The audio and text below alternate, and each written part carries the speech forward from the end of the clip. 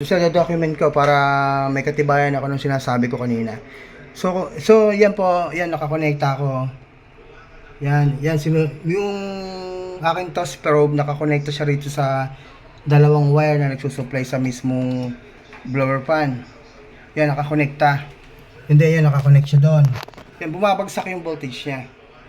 Kita nyo? Dapat yan kasi approximately 12 to 15 volts. Bumabagsak siya. So, yan. Kasi marami na akong nagagawang ganito. Once nasukatin ko yan, diretso yan. Stable yung pinaka-supply niya. So, that means, ito lang ang sira. Kaya sabi ko kayo na kay sir, na stack up yung motor niya. At the same time, bumabagsak nga yung supply doon. Pero, yun na. Actually, covered naman na lahat sa package deal ko yun. Kaya, ito mo, bagsak yung supply niya. Hindi siya nag-steady rin sa may 12 volts. Yun, bagsak. 5 volts na siya ngayon.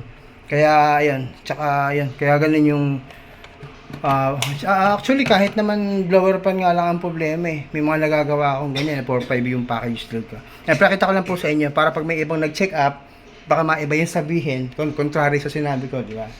Yun. So, ayan. Kaya ako sinasabi na, there's something possible din na may issue sa controller board niya.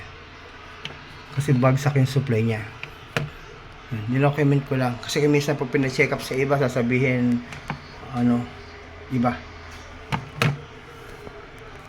Yan, so tanggalin ko na to.